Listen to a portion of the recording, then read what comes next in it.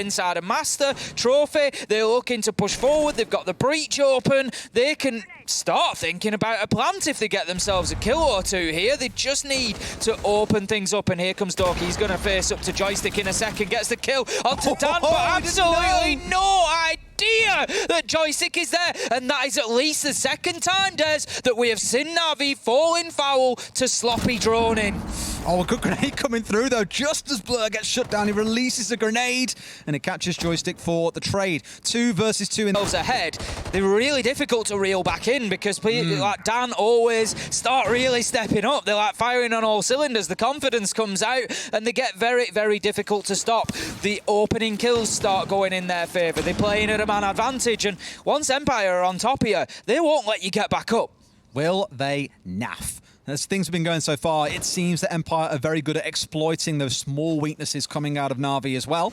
Nate's got himself in on the top floor quite comfortably, but do they know about Joystick holding in behind this bed? They must know. Oh, they don't know, they don't know! Again, they do not know, Des! You've got to know the man's on the upstairs, guys! Come on! Now they've got to push him out of this spot, and sure enough, a grenade here could do wonders for them, but secretly he's the only one left with a nade in back pocket. Blur does get the shutdown, but once again, Nate has died early in the round, and they've lost a crucial heart breacher. 30 seconds left to go. You can't open the hatch that you wanted to open. With that opening kill, they could slow things down even more. That's it, and now they sort of reach in to try and send nades in, just try and dislodge players, but it's easy for them to just dip away from them and then move themselves back into position. There's 3 of them in highway here. This isn't really optimal coming out of NaVi. They don't seem too aware of what's going on, and they walk straight into Dan. Not a single shot being returned by Doki there. They need to get themselves into better positions, because holding the same angle is really not going to benefit you. Always just waiting for this man to show a foot. He wants the smallest of gifts being given to him, but they know there's one crunched in the corner here as well. If they can push him, go for the swing, pre-fire, and it's an absolute freebie. There it goes. The NaVi defense, it's falling to tatters. They're losing everyone. They're down to a 3 versus 1. Shepard, Scyther and always against Nate. He's had a torrid time. He misses critical shots again.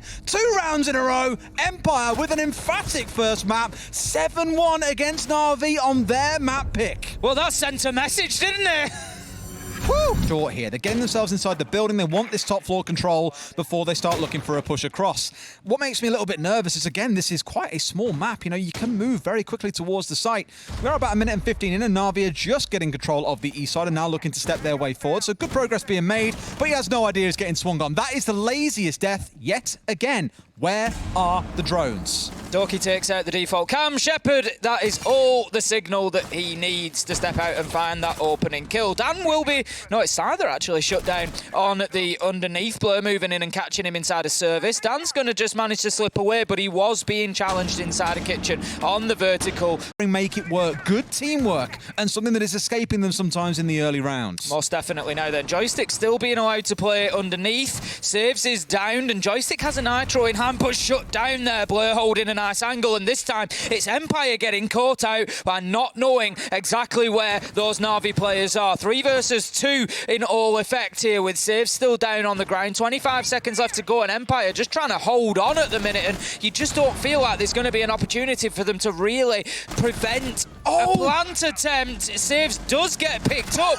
but still gets taken down by always. 2 versus 2, 10 seconds left to go. NaVi cut down! How? Des, how did they not take the opportunity to get in and get that diffuser down? You're in a 4 versus 2.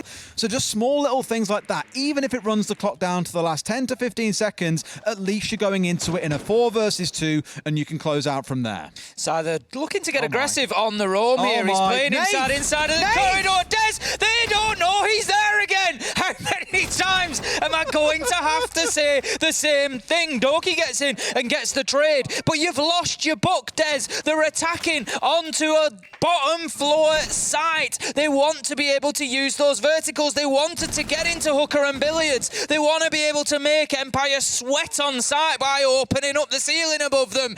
What I will give here is to going in for the plant, though. The drone came singing through into Hooker and Billiards, and oh my god, that's a friendly nade. He has to dodge out of there. That almost ruined it for them, but Doki correcting some errors here and finding a kill for himself, but now he's been traded out. It's just a Hibana all by herself. These two playing Ring Around the Roses in blue bar, but it's won out by Blur. They've got more control on the downstairs, and the plant will be attempted again. Couple of members of Empire are low. Nath finding one back on the other side. It's a 4 versus 2. This one will get stuck. They will get out of dodge. They will lose a man on the exit, but that diffuser is down. Scyther and Dan have got it all to do. Much better from NaVi there, able to really lock down those flanks and not have Empire able to rotate themselves back inside. Somehow manages to win that fight with a headshot against Saves low health or not. That was going to be the end of it. Now then, he goes in to try and get this diffuser. He's going to do it. No, it's a 1v1. Can he stick it? Does he have time? No! He's got it done, Des. He's got it done. How?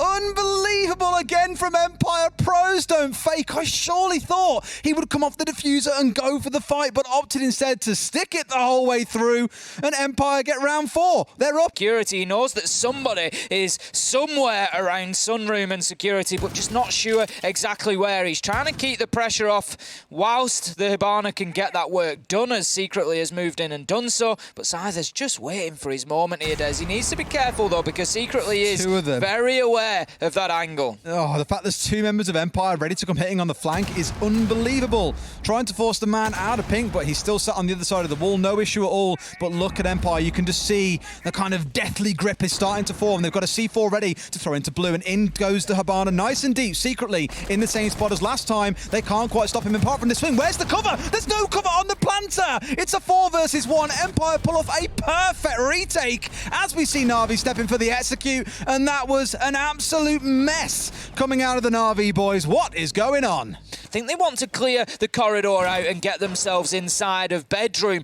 rather than the double window plan. If they can, what a shot from Joystick! Absolutely deleting Secretly. Here we go. Now does the Chanka be of any use? Oh, that second one hits. Will he commit to the plan here? Stick it. All the way through. His health goes down. Oh, he won't get it. But he was so close. The Chanka gets the kill. Shepard opting to stand by his plan, but it doesn't work out. The beauty being that Empire have not left this one to the dying 15 seconds. They've got time to course correct by killing the Chanka. That denial is taken away. Now it's all down to Blur.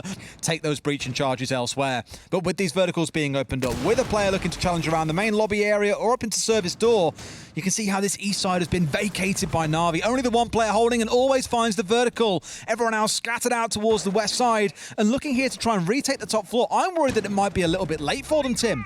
Certainly could be. Joystick onto Blur. Oh, Doki. The Oryx Doki just making that late rotate up the hatch, but Empire, they're looking to get things moving in the opposite direction, shifting downstairs. Shots once again raining through 5 versus 2. Surely this is it for NaVi now. Empire have got every opportunity. There's Doki. It's all up to Nath, but no, shut down as he drops down the hatch, and that is gonna be that. Empire, they win Coastline, they win Oregon, they win this EUL League semi-final to put themselves through to the grand final next weekend. I am concerned by the number of times that we have seen Nath near the dying moments of a round see a player either whiff shots or not shoot him. I hate to hound on one man, but there were some big moments in this series that I feel he's really slipped up in the dying moments, but you can't put it all on one person. It wasn't the strongest showing for NaVi, but for Empire, that was impressive. It was convincing, which is what I like the most.